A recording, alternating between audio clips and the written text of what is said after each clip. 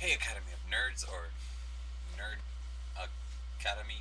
Anyway, I wanted to make this video today. Well, technically, because it is my day to make videos, and to kind of discuss with you guys, kind of something that we are not too sure of. We were having an argument or sort of discussion yesterday on a Google Hangout about Dumbledore and his intentions or any assumptions based off of what he knew and what he didn't know, and how we could go about assuming what was going to happen if he had known certain things.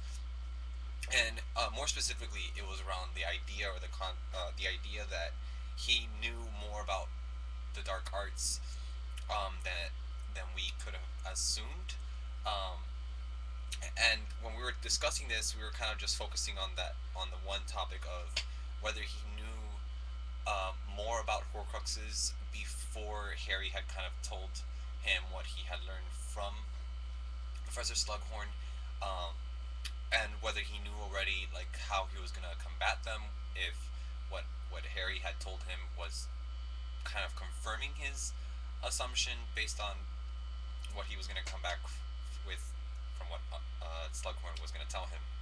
And if he knew so much about this, um, why did it, why couldn't he have already started taking some precautions if those assumptions were going to be true? And if if they weren't, why didn't he take the precautions ahead of time, just to kind of like, I guess, cover his ground? Is there some dark magic out there that's a lot more powerful or a lot more cynical than what the uh, Horcruxes entailed? Was there something much more evil that Dumbledore was afraid of, that could have proven why he didn't want to take precautions over the Horcruxes in case he was wrong? Um, and these are I guess some questions, and we were kind of just discussing based off of, well, how much about Dumbledore did we already know, and how much could we assume that he already knew about the dark arts? Now, again, we're kind of assuming that he knew a whole lot of the dark arts because of Grindelwald.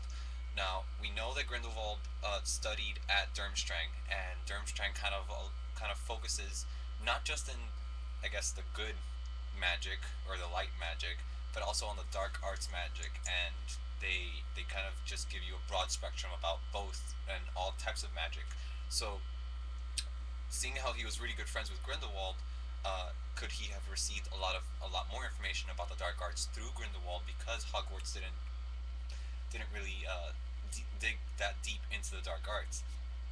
And if this was very true, how much of it did Dumbledore use while he was growing up, and how much of it did he not dare even try out while he was still becoming the greatest wizard that he was up until this time?